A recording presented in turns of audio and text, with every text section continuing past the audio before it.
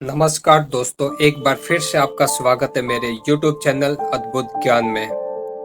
द्रौपदी का कर्ण से प्रेम। कर्ण महाभारत के वीर योद्धाओं में से एक है, जिनकी छवि वर्तमान में एक शूरवीर और दानवीर के रूप में प्रतिस्थापित है। विभिन्न स्रोतों के अनुसार महाभारत से संबंधित कई लोकप्रिय कथाएं मिलती हैं,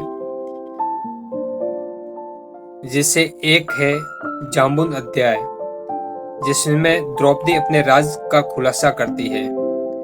तो दोस्तों, इस कथा को आगे बढ़ाए इससे पहले आपने मेरे YouTube चैनल को अभी तक सब्सक्राइब नहीं किया तो सब्सक्राइब कर लीजिए। ऐसी ही विचित्र कथाएं मैं अपने YouTube चैनल पर लाता रहता हूँ।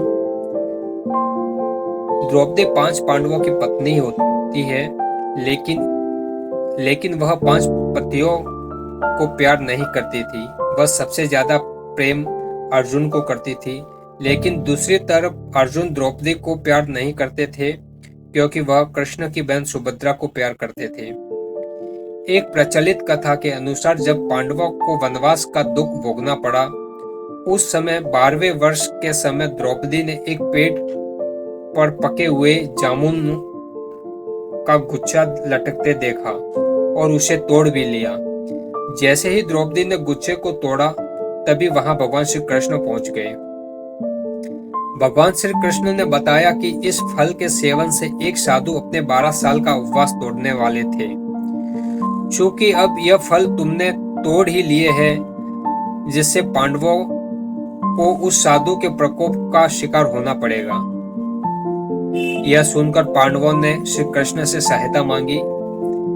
इतना कहने पर भगवान श्री कृष्ण ने पांडवों से कहा कि इसके लिए सभी को पेड़ के नीचे जाकर केवल सत्य बात ही बोलनी होगी, तभी फल अपने आप अपने स्थान पर दोबारा लग जाएंगे। इतना कहने पर भगवान श्री कृष्ण ने फल को पेड़ के नीचे लाकर रख दिया और बारी बारी से सभी को बुलाया। सबसे पहले श्री कृष्ण ने युधिष्ठिर को बुलाया। युधिष्ठिर सत्य बोलते हुए कहते हैं कि दुनिया में सत्य, ईमानदारी, सहिष्णुता का प्रसार होना चाहिए, जबकि बेईमानी और दुष्टता का सर्वनाश होना चाहिए।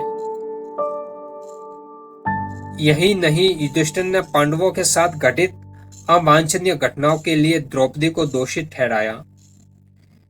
युधिष्ठिर के सत्य वचन कहने के बाद फल जमीन से 2 हाथ ऊपर उठे। उसके बाद भीम को बोलने के लिए कहा गया और श्री कृष्ण ने चेतावनी दी गई कि अगर तुमने झूठ बोला तो यह फल जलकर राख हो जाएंगे। तभी भीम ने सभी के समक्ष सत्य को स्वीकारते हुए कहा कि खाना, युद्ध, नींद और यौन इच्छा के प्रति वह कभी भी कम आसक्ति नहीं होती है, और वह धृतराष्ट्र के सभी पुत्रों को मार देने की प्रतिज्ञा लेते हैं, और साथ ही वह उसके वज्र का अपमान करने वाले व्यक्ति को मृत्यु के घाट उतारने की भी प्रतिज्ञा लेते हैं। इसके बाद फल 2 हाथ और ऊपर चले जाते हैं। जब अर्जुन की बारी आती है, अर्जुन ने कहा कि मुझे प्रतिष्ठा और प्रसिद्धि काफी पसंद है, और जब तक मैं युद्ध में कर्ण को नहीं मार दूंगा, तब तक मेरे जीवन का उद्देश्य पूरा नहीं होगा। इसके लिए मैं किसी भी हद तक जा सकता हूँ, चाहे मुझे धर्म के विरुद्ध ही क्यों न जाना पड़े। इतना कहने पर फल थोड़े और ऊपर उठ जाते हैं। अर्जुन के बाद नकुल और सहदेव ने भी कोई रहस्य नहीं छुपाया। अंत में द्रौपदी की बारी आई। द्रौपदी ने सत्य बताते हुए कहा कि मैं अपने 5 पतियों की ज्ञानेंद्रिय हूँ, लेकिन मैं उन सभी के दुर्भाग्य का कारण हूँ, और बिना सोच विचार कर किए गए अपने कार्यों के लिए मैं पछता रही हूँ। लेकिन द्रौपदी के यह सब बोलने के बाद भी फल ऊपर नहीं उठा। तब श्री कृष्ण ने कहा कि द्रौपदी कोई रहस्य छुपा रही है।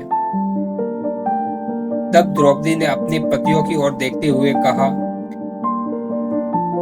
मैं आप 500 से प्यार करती हूँ, लेकिन मैं 6ठे पुरुष से भी प्यार करती हूँ, और वो है अंगराज कर्ण। जिससे जाति की वजह से विवाह नहीं होने का पछतावा होता है।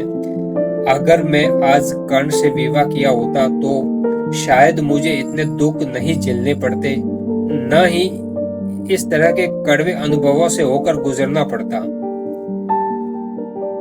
द्रौपदी के इस राज्य से वो फल उस पेड़ से वापस लग गए और द्रौपदी ने इस प्रकार अपने राज का खुलासा किया।